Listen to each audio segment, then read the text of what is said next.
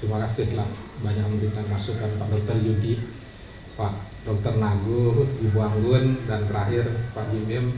Saya pernah datang ke markas beliau dengan teman-teman.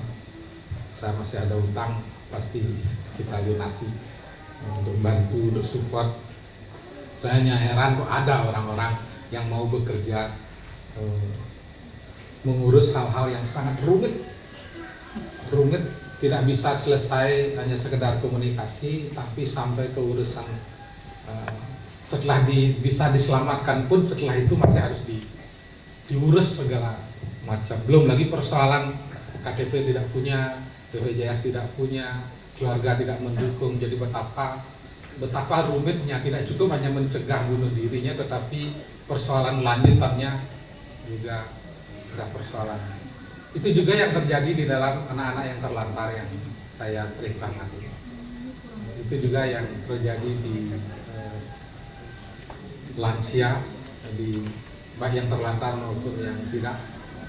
Isi dari tingkat panti kita Tresnesraya makin beragam di sana, yang juga diisi oleh orang-orang yang keluarga yang mapan, tapi orang tuanya memilih tinggal di panti. Itu juga banyak terjadi. Saya mencoba untuk membuat beberapa hal sebagai tepatnya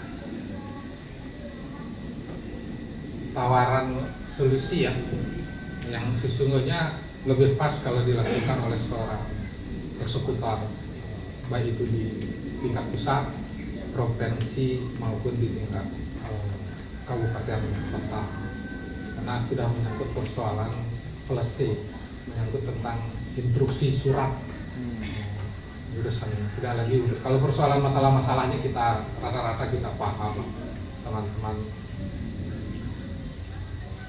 Yang pertama mungkin karena kita orang Bali, hal yang pertama, apakah mungkin ya dalam situasi masyarakat anak-anak kita yang tergantung dengan handphone, dengan gadget, itu bisa kita selesaikan. Banyak orang menyarankan di sekolah-sekolah harus dibiasakan dari kecil pengendalian atau pelatihan mental dan pikiran lewat meditasi. Mungkin dengan skala yang CC-nya kecil dulu, baru apakah masih ada waktu kita melakukan hal-hal seperti itu.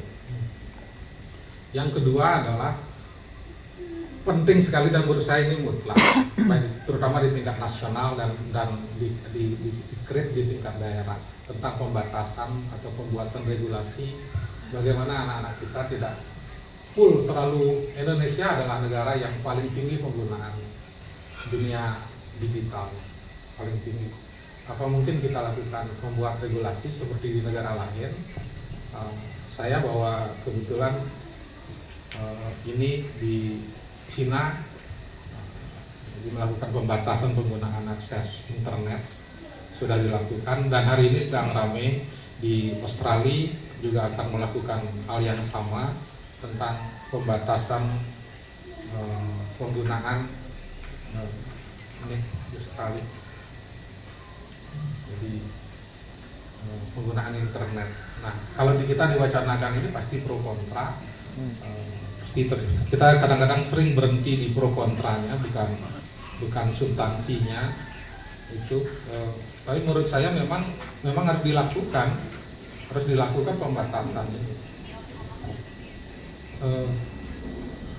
Anak-anak kita terlalu cepat dibebani sehingga dia lebih rentan dari kita. Saya tidak tahu siapa yang paling tua selain Gus Haji ya, yang paling tua di sini. Zaman kami kecil, zaman kita kecil, yang usia saya 53 tahun, itu kalau yang namanya bullying itu tiap hari. Sandal kita di seplang itu disembunyikan itu tiap hari. Karena kita pakai celana robek, pakai yang soplas di belakangnya. Ingat ya? Ada nggak yang begitu? Di belakangnya kan ada tan soplas tuh, karena kita punya celana satu. Tan soplasnya ini ditarik.